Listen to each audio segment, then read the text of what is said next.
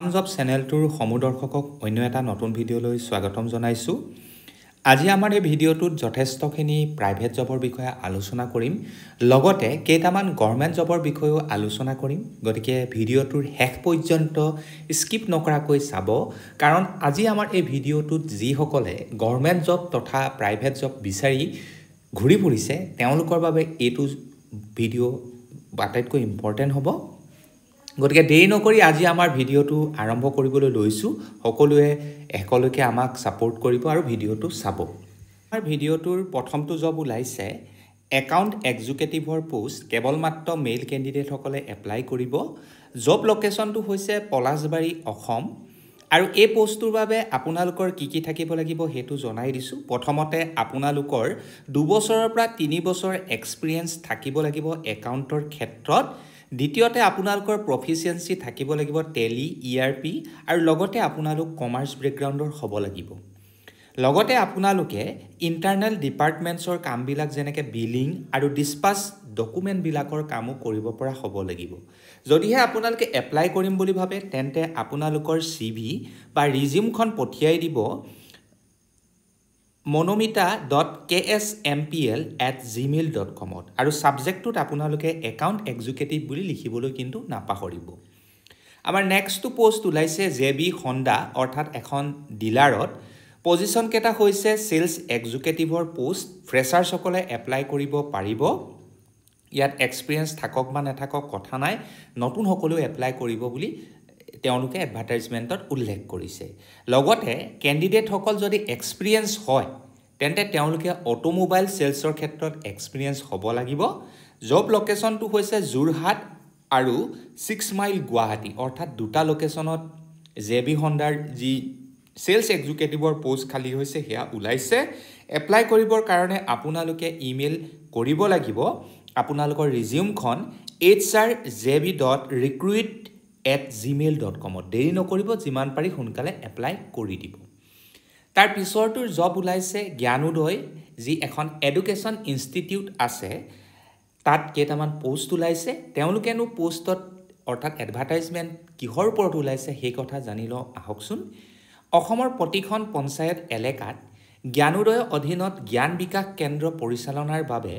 অৰ্থাৎ অসমৰ যিমানকেইখন জিলা আছে প্ৰতিখন জিলাৰ প্ৰতিখন পঞ্চায়তত তেওঁলোকে এইটো ষ্টেপ লৈছে।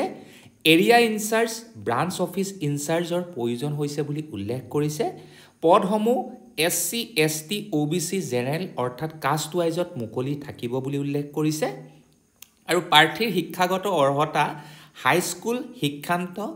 অৰ্থাৎ মেট্ৰিক পাছৰ পৰা আৰম্ভ কৰি একেবাৰে গ্ৰেজুৱেশ্যন লেভেললৈকে থাকিব।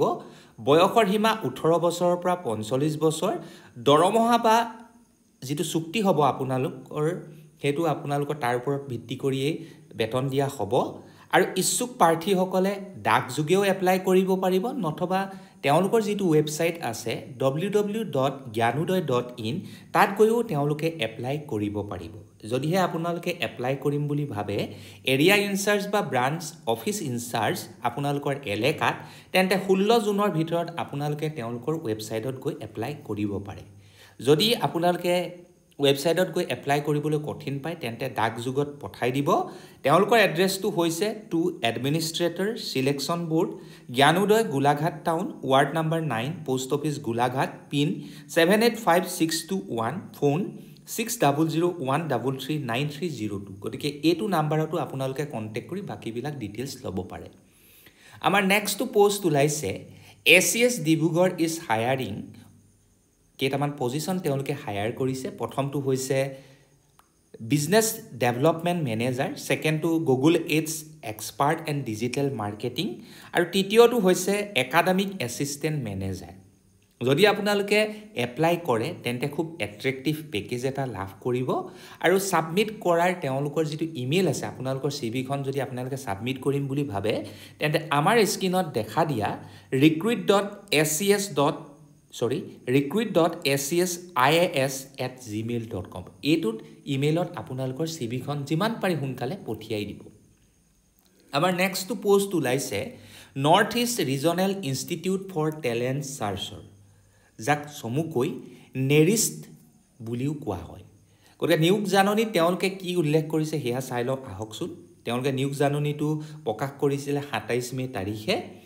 আৰু নিয়োগৰ জাননীটো কি বুলি তেওঁলোকে উল্লেখ কৰিছে যে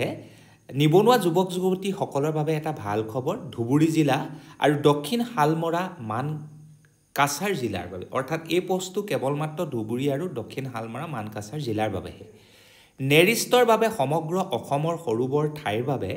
এডুকেশ্যনেল চেণ্টাৰ ছুপাৰভাইজাৰ পদৰ বাবে আগ্ৰহী প্ৰাৰ্থীৰ পৰা আবেদন পত্ৰ বিচৰা হৈছে শিক্ষাগত অৰ্হতা মেট্ৰিক পাছৰ পৰা আৰম্ভ কৰি একেবাৰে গ্ৰেজুৱেশ্যন লেভেললৈকে পদসমূহ SC ST OBC MOBC general সকলোৰে বাবে মুকলি থাকিব বয়সৰ সীমা 18 বছৰৰ পৰা 50 বছৰৰ ভিতৰত হ'ব আৰু ইয়াত যদি আপোনালোকে এপ্লাই কৰে তেন্তে অৰ্হতা অনুসৰি 13,500ৰ পৰা 26,500 পৰ্যন্ত মাননি লাভ কৰিব এপ্লাই কৰিবৰ বাবে আপোনালোকে তেওঁলোকৰ যিটো ৱেবছাইট www.neris.in সেইটো ৱেবছাইটত গৈ এপ্লাই কৰিব পাৰিব বা বায়োডাটাখন হোৱাটছআপৰ জৰিয়তে আপোনালোকে এপ্লাই কৰিব পাৰিব টোটেল পোষ্ট আছে 200টা আৰু আবেদনৰ অন্তিম তাৰিখটো হৈছে 20 জুন আৰু বেছি যদি অৰ্থাৎ হোৱাটছআপৰ নাম্বাৰটোৰ বিষয়ে বা অত্যধিক জানিবৰ বাবে আপোনালোকে কন্টেক্ট কৰিব পাৰে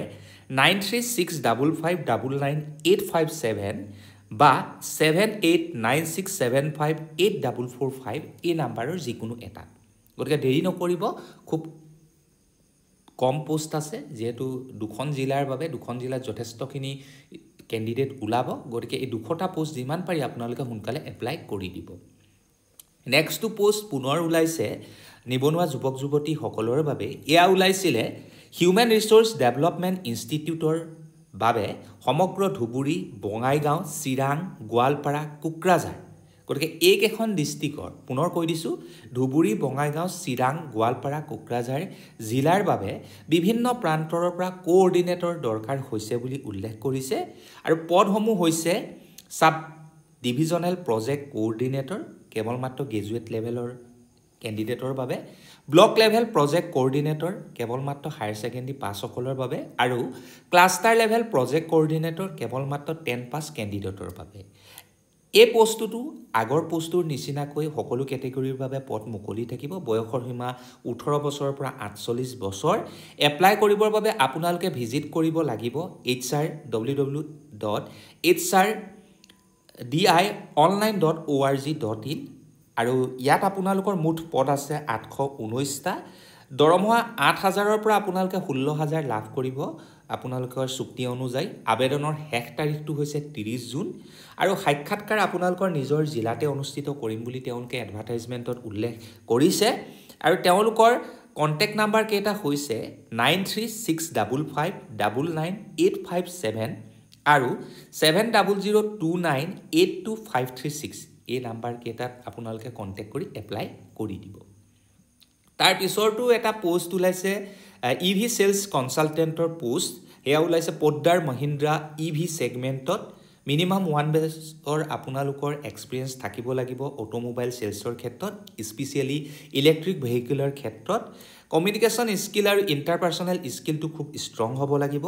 আপোনালোকে প্ৰুভ কৰিব পাৰিব লাগিব যে আপোনালোকে সেলছৰ ক্ষেত্ৰত যেটো টাৰ্গেট দিয়া হ'ব হেতু ফুলফিল কৰিব পৰাৰ ক্ষমতা আছে লগতে টাৰ্গেটটো টাইমত আপোনালোকে কমপ্লিট কৰিব পাৰিব লাগিব লগতে আপোনালোকে ইলেক্ট্ৰিক ভেহিকুলাৰ যেটো টেকনলজি আৰু মাৰ্কেটিং ট্ৰেন্ড আছে হেতুৰ বিষয়ে আপোনালোকে জানিব লাগিব যদি হে এপ্লাই কৰিম বুলি ভাবে তেন্তে নিজৰ সিভিখন পঠিয়াই দিব hrm@poddarmahinda.com গতিকে এটো আছিল আমাৰ প্ৰাইভেট জবৰ ভ্যাকেন্সি ইয়াৰ পিছত আমি কেইটামান অন্য ভ্যাকেন্সিৰ কথা আলোচনা কৰিম ভিডিওটোৰ শেষ পৰ্যন্ত চাই থাকক আপোনালোকৰ নিজৰে সুবিধা হ'ব যিকেটা গভৰ্ণমেন্ট পোষ্টৰ কথা উল্লেখ কৰিছিল হেকেটা আসলতে ওলাইছে ডিসি মাজুলী আৰু ডিসি জুৰহাটৰ ৰিক্ৰুটমেন্ট আৰু হে পোষ্ট কেটা হৈছে গাঁও প্ৰধানৰ পোষ্ট যদিকে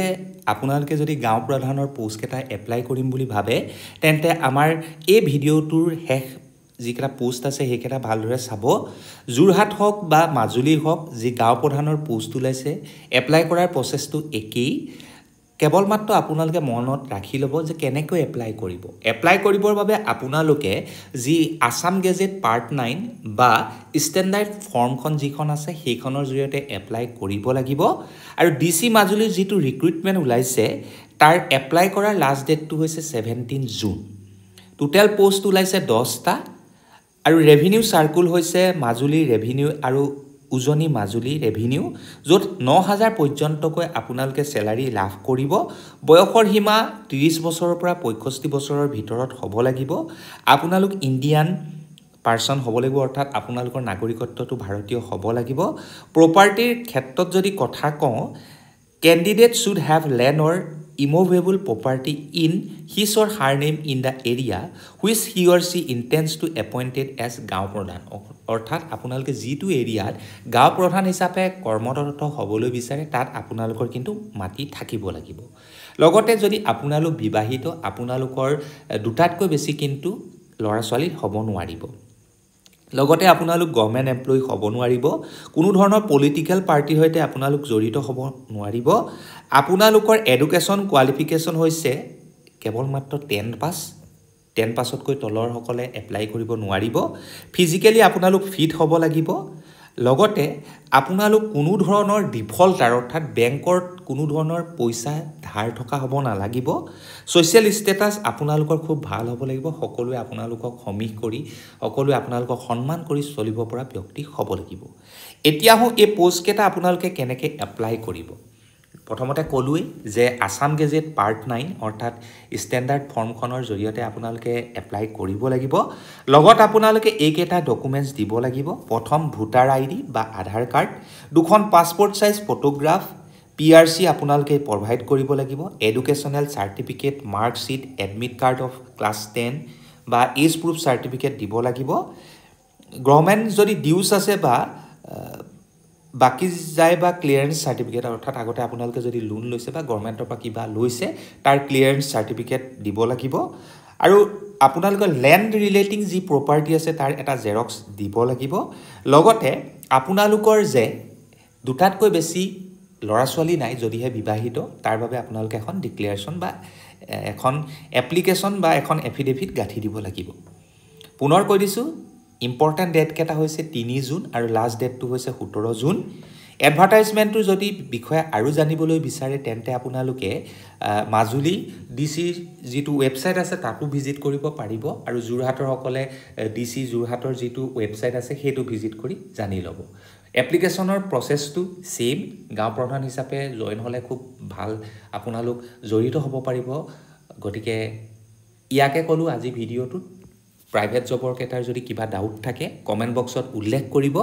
আমি আপোনালোকৰ লোকেশনত যিমান পাৰি সোনকালে আপোনালোকে বিচাৰি থকা জবটো আনিবলৈ ট্ৰাই কৰিম গতিকে ইয়াকে কৈ আজি ভিডিওটোৰ পৰা সামৰণি মাৰিছো আমাৰ চেনেলটো সাপোৰ্ট কৰিব যাতে আপোনালোকক আমি সহায় কৰিব পাৰো গতিকে আজিলৈ ধন্যবাদ জয় আই অসম